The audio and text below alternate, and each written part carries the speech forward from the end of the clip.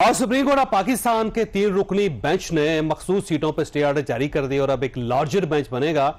अब इससे एक तो सुन्नी इत्तेहाद कौंसिल की जो सीट्स है, मखसूस सीटें, उनके मिलने का चांस बढ़ गया है और उसके साथ साथ ये जो अब मखसूस सीटों पर लोग बैठे हुए हैं उनके वोट देने के ऊपर पाबंदी लग गई है। तो अब गवर्नमेंट के पास 2/3 मेजॉरिटी नहीं रही, जिसके बाद ये कहा जा रहा है कि जो जुडिशल रिफॉर्म्स का बिल आ रहा है और जो आइन के अंदर तरमीम करनी है वो शायद अब नहीं हो सकेगी और चीफ जस्टिस ऑफ पाकिस्तान की एक्सटेंशन या जजेस की मुद्दत में जो इजाफा है वो भी शायद पॉसिबल नहीं हो सकेगा। तो क्या गवर्नमेंट जो है उसको बहुत बड़ा सेटबैक आज नहीं है? ये एक सवाल है जो हम आज के शो में डिस्कस करेंगे। और फैजाबाद धरना कमीशन की रिपोर्ट पे आज चीफ जस्टिस ऑफ पाकिस्तान ने गवर्नमेंट को ठीक ठाक आड़े हाथों ले लिया और बार बार ये कहा गया है कि ये जो कमीशन है इसका मकसद ऐसे महसूस होता है कि जैसे जनरल फैज हमीद साहब को रायत देनी है, उनको फैसिलिटेट करना है, उनको माफ करना है, इसके अलावा किसी जगह पे कमीशन ने कोई काम नहीं किया। तो अब वफाकी हुकूमत कहां स्टैंड करेगी? और तीसरा इशू, आज अमरीकी सफीर ने मुलाकात की पाकिस्तान तहरीक इंसाफ की क़यादत से और उसके बाद बहुत ज्यादा चहमगोइयां शुरू हो गई कि ये वही अमरीका है जिसने पाकिस्तान तहरीक इंसाफ की गवर्नमेंट गिराई थी। तो क्या पुराने जख्म भूल गए हैं? और उसमें जो एजेंडा था वो बड़ा खौफनाक था कि उसमें सफीर साहब से शिकायत लगाई गई है कि पाकिस्तान के अंदर सियासी तौर पे हो क्या रहा है।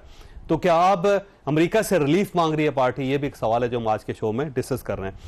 मधुखेल साहब, सबसे पहले आपकी तरफ आता हूं, ये फरमाइएगा सर, ये जो सुप्रीम कोर्ट ऑफ पाकिस्तान ने मखसूस सीटों के ऊपर पाबंदी लगाई है, स्टे ऑर्डर जारी किया है, तो अब तो 2/3 मेजॉरिटी नहीं रही, तो ये जो जुडिशल रिफॉर्म्स हैं अब कैसे हो सकेंगी?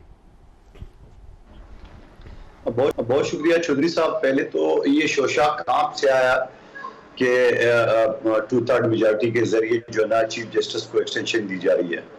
ये ऐसे सोशल मीडिया पे किसी ने छोड़ दिया और उसके ऊपर मीडिया एंड टॉक शो में अपना टॉपिक बना लिया। कानून ने तस्लीम किया है कि ये हो सकता है, वजीर कानून ने तस्लीम किया है कि ये हो सकता है और उन्होंने कहा है कि रिफॉर्म्स हो रही हैं, कर रहे हैं।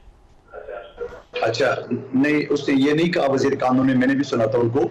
उन्होंने ये कहा कि इस तरह आवाजें मुझ तक भी आई है, उसने ये बात कही है। ठीक है, अच्छा, अब सवाल ये है कि बैसियत कानून के तालिब इल्म हम हमेशा मीडिया में जितने भी वकला, पॉलिटिकल वकला जाते थे, हम हमेशा जुडिशरी का या चीफ जस्टिस की जो सीनियरिटी उसका हवाला देते थे और वो हवाला हम इस वजह से भी देते थे कि आया जो सुप्रीम कोर्ट का जो चीफ जस्टिस है वो जो मोस्ट सीनियर जज होता है वो ऑटोमेटिकली आता है। अब जब मोस्ट सीनियर जज ऑटोमेटिकली आता है उसको भी आप लोगों ने सत्यानाश करना है, उसको भी आप लोगों ने मुतनाज़ा बनाना है। और जस्टिस फाइज ईसा साहब मैं जाती तौर पे ये समझ रहा हूँ कि वो चीफ जस्टिस बलूचिस्तान रहा है और पाकिस्तान की तारीख में वो वाहिद जज था या वकील था जो डायरेक्ट चीफ जस्टिस बना था, क्योंकि वो कोई जज है नहीं वहां पे बलूचिस्तान हाई कोर्ट में। उसके बाद अल्लाह ने मौका दिया, उसको चीफ जस्टिस सुप्रीम कोर्ट बन गया। तो मैं नहीं समझ रहा हूं कि वो भी अपनी इस सुनहरी दौर को जो सूबे का और मुल्क का चीफ जस्टिस रहा है वो मुतनाज़ा बनाएंगे। दूसरी बात ये कि पाकिस्तान भर के तमाम हुआ कि अगर कोई बिल आता है इस पे तो पाकिस्तान पीपल्स पार्टी उसकी मुखालफत करेगी। फिर देखिए, अभी अगर मगर की बातें तो ना करें ना, अगर बिल आएगी तो पार्टी क्या फैसला करेगी। तो मैं तो एक आदना सा रुकन की हैसियत से और एक कानून के तालिब इल्म की हैसियत से अपने व्यूज आपको दे रहा हूं कि ना इसकी जरूरत है, ना पाकिस्तान भर के वकलास को मानेंगे। और एक अदारा रह गया जिसके सीनियर जज ऑटोमेटिकली चीफ जस्टिस बनता है, चाहे 14 दिन के लिए जस्टिस जो पहले गुजरे थे हमारे वो क्यों ना हो। तो इस हवाले से मैं नहीं समझता हूं कि ये होगा। अब पीटीआई ने एक शोशा छोड़ दिया है और फिर दूसरी बात ये कि इनके वकील मेरे साथ ही किसी और चैनल में वो कह रहे थे कि आज जुडिशरी जो है ना सही पटरी पे आ गई। अब आप मुझे बताओ कि अगर वकील भी इस तरह गुफ्तगू कर ले, यानी माजी में जो फैसले इनके खिलाफ आई तो वो गलत पटरी भी जा रही थी। आज जब एक केस में स्टे मिला, और ये भी याद रखना, मैं एक वकील केसेस से आपको बता रहा हूं, जजेस की जो ऑब्जर्वेशन होती है उसका जजमेंट से, डिसीजन से कोई ताल्लुक नहीं होता है, ना उसका हिस्सा होता है। वो डिस्कशन में कोई भी सवाल कर लेता है या ऑब्जर्वेशन देता है, उसका जजमेंट से कोई ताल्लुक नहीं है।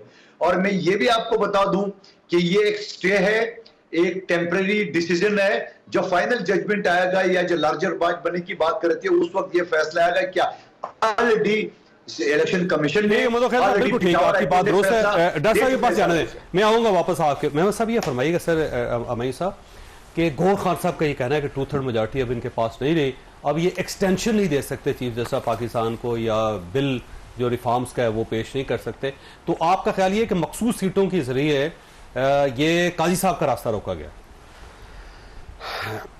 बिस्मिल्लाहिर्रहमानिर्रहीम, इय्याका नाबुदु व इय्याका नस्तईन।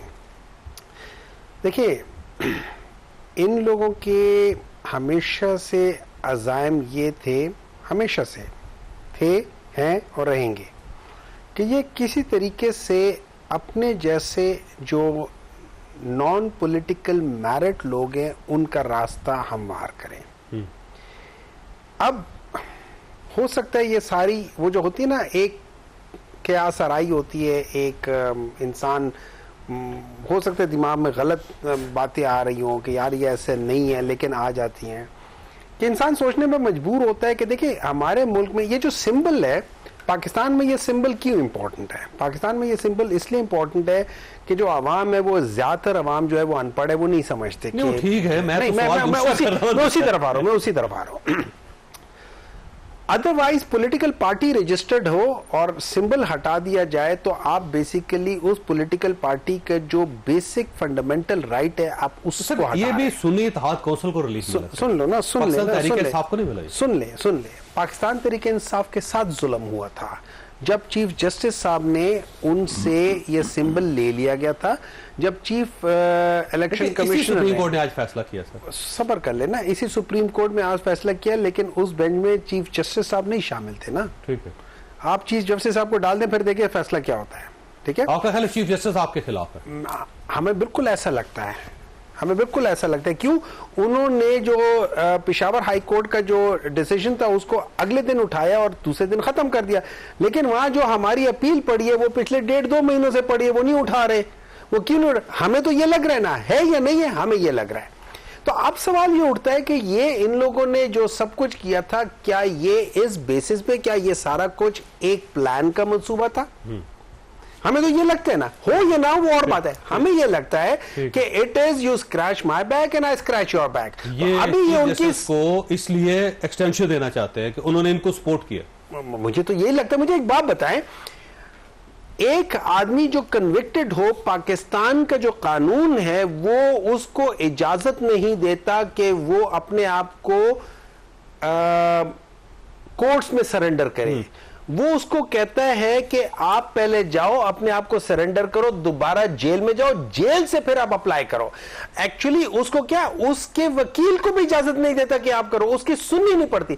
तो जिस तरीके से मियां नवाज शरीफ को बुलवा के वो कहता, वो तो अल्लाह ताला है, वो तो अल्लाह नहीं, हाई कोर्ट का डिसीजन, सुप्रीम कोर्ट का डिसीजन तो नहीं है ना। सुप्रीम कोर्ट उसमें भी कर सकता था। आप देखिए, आप कानून की गलत वो कर रहे हो। अगर हाई कोर्ट गलत डिसीजन ले रहा है तो जो उससे ऊपर वाला आदमी है, फर्ज करे मैं गलत काम कर रहा हूं तो मेरे ऊपर जो मॉनिटर है तो वो तो ठीक काम करे ना। पूछ रहा हूं, आपका ख्याल ये है कि चीफ जस्टिस साहब इनको सपोर्ट कर रहे हैं, तो ये उसका रिटर्न करना चाहते थे और अब इस फैसले से रुक गया वो प्रोसेस? देखिए, इस फैसले से मेरे ख्याल में, वैसे भी मैं अगर आप मुझसे पर्सनली पूछे, उस फैसले की जरूरत नहीं थी। अगर आपने फैसले को अगर आपने करना है, चेंज करना है, तो आप वो चेंजेस लाए ना जिससे आवाम को फायदा हो। चीफ जस्टिस के एक्सटेंशन होने से आवाम को कोई फायदा नहीं है। हाँ, आप लाओ कि भाई जो लोअर जुडिशरी है उसमें 1 महीने से ज्यादा डिले नहीं होगा, या 3 महीने से ज्यादा डिले नहीं होगा। जो हाई कोर्ट है उसमें 6 महीने से ज्यादा डिले नहीं होगा। जो सुप्रीम कोर्ट है उसमें 9 महीनों से ज्यादा, ताकि फ्रॉम द स्टार्ट से लेके अंत तक 1.5 साल के अंदर अंदर फैसला हो जाए, तब पता चलेगा कोई चेंजेस आई है। आप जाके उठा के एक बंदे को वो कर देते हैं, उससे क्या फायदा? वैसे अफनान साहब, आज आपको सेटबैक हुआ है। वैसे एक तो अब आप कोई रिफॉर्म्स करना भी चाहते हैं तो आप मुमकिन नहीं है, आपके आइन के अंदर अमेंडमेंट नहीं कर सकेंगे, और दूसरा ये है कि आज जो फैजाबाद कमीशन की रिपोर्ट है वो भी ठुक गई आपको, तो कहाँ खड़ी गवर्नमेंट आज? जी, बिस्मिल्लाहिर्रहमानिर्रहीम। देखें, जो मामला है फैजाबाद कमीशन वाला, वो तो एक कमीशन बना था जिसने जो अपनी रिपोर्ट दी, और वो रिपोर्ट जो है वो इंतहाई सब स्टैंडर्ड और पुअर है, और उसके अंदर मैलाफाइडी नज़र आती है। बिल्कुल ठीक कह रहे हैं चीफ जस्टिस साहब, और मैं उनसे 100% इत्तफाक करता हूँ। ये इसके ऊपर जो भी अब कोर्ट का ऑर्डर होगा, एक तो उन्होंने रिस्पांस मांग ली है, 2 हफ्ते के टाइम दे दिया है, उसमें जो कॉरेस्पॉन्डेंट्स हैं वो सारे अपने रिस्पॉन्ड दे देंगे। उसके बाद ये मामला कोर्ट ही करेगी, क्योंकि ये इस तरह तो मतलब कि आप ये देखें ना कि इस हद तक हाल ख़राब हो चुका है कि 250 बंदे फैजाबाद बिठा दें आप और आप पुलिस को मफलूज कर दें, क्योंकि आपके पास इतनी ताकत है जो जनरल फैज़ के पास थी, और आप बाकियों को भी मफलूज कर दें तो आप पूरा मुल्क मफलूज करके बैठ जाएं और आपके हमारी बात मानोगे तो चलेगा, वरना चलेगा ही नहीं। तो ये तमाशे अब इस मुल्क में और कितने और लाना है इनको था, क्या कहते हैं हमारे भाइयों को, ये इनको लाने के लिए इस मुल्क की ऐसी फेर दी। तो ये मैं उम्मीद करता हूँ कि चीफ जस्टिस साहब जो है इसके ऊपर जो भी ड्यू कोर्स है उसके मुताबिक फैसला करेंगे इंशाल्लाह। तो आपका ख्याल ये है कि जनरल फैज हमीद साहब ने ही किया था और कमीशन ने जो उनको बाइज्जत बरी किया वो गलत है? देखिए, प्राइमा फेसी जो नज़र आता है on the face of it, आप मुझे या तो आप समझा दें कि 11,000 पुलिस वाले इस्लामाबाद के हैं और पंजाब से इन्होंने जो नफरी मंगवाई वो मिला लें, पैरा मिलिट्री मंगवा लें, FC मंगवा लें, तो वो 30,000 से भी ज़्यादा बनते हैं, बल्कि इससे भी शायद इससे भी ज़्यादा बड़ी तादाद है। और 250 बंदा जो है वो उधर बैठा हुआ है और वो हिल नहीं रहा। तो ये इसका कोई सर पैर नहीं है ना बात का। आपने चूंकि इमरान खान को लेके आना था हुकूमत में, आप उसकी मोहब्बत में पागल हुए हुए थे, तो आपने पूरे मुल्क की ऐसी फेर दी। तो ये हुआ है, ये एक्चुअली रियलिटी ये हुआ है। कमीशन वज़ीर-ए-आज़म ने बनाया, वो तो अब चले, अब वो तो मेंबर भी वज़ीर-ए-आज़म ने चूज किया, वो तो अब कोर्ट आ जाएगा ना। कोर्ट भी गवर्नमेंट ने उसको एक्सेप्ट करके पेश किया सुप्रीम कोर्ट। नहीं, एक्सेप्ट नहीं किया। उन्होंने पूछा आज बार बार कि आप इसके ऊपर क्या कहते हैं, तो उसने अटॉर्नी जनरल ने तो बल्कि बोली वाली बात कि आप ठीक कह रहे हैं कि ये ठीक नहीं है रिपोर्ट, इसके अंदर जो है ये मामलात नहीं है। इन्होंने बोला है, कहते हैं, मैं खुद सुनी है अटॉर्नी जनरल की बात। कमीशन के लोगों के खिलाफ एक कमीशन ही बनना चाहिए।